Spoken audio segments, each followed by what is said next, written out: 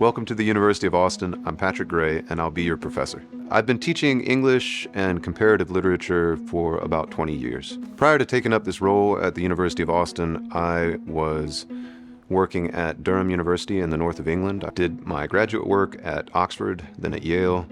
I taught for a semester at Deep Springs College. I spent 2 years at Providence College teaching their course on the development of Western civilization. I spent a year at West Point teaching English literature and also teaching the history and culture of Egypt.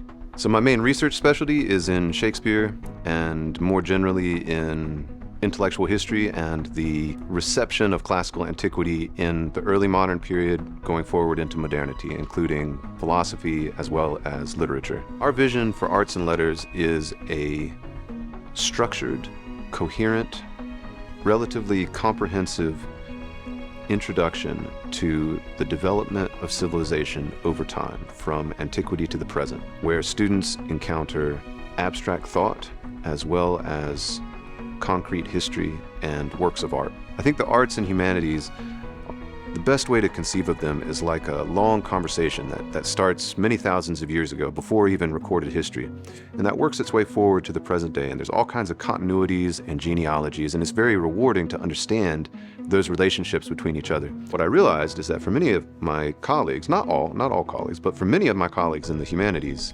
there was little appetite for this deep dive into history and this encounter with the greatest that's been thought and said over time. Their understanding of the humanities is that the humanities is an opportunity to reshape human nature, to teach people what they ought to think, and to make sure that all of these students are thinking the right way and are coming to the same conclusions, to sort of draft them into a particular way of thinking. Instead, I see the purpose of the humanities as allowing students an opportunity to come to a better understanding of what human nature is. Human nature is very complex, and there is considerable variation from one individual to the next, but there are also deep continuities. For example, you can learn a lot about office politics from reading Homer's Iliad, or you could learn a lot about diplomacy or negotiation from Homer's Odyssey. And these are epics that were written thousands of years ago. But we can still recognize the motivations of the people involved. We can understand Achilles' frustration and Agamemnon's desire to assert himself.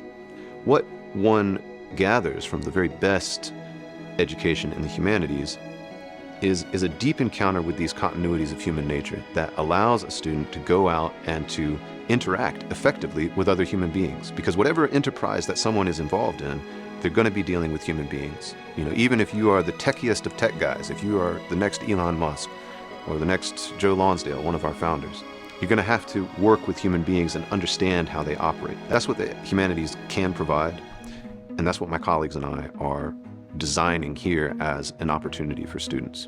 Welcome to the University of Austin. I'll see you in class.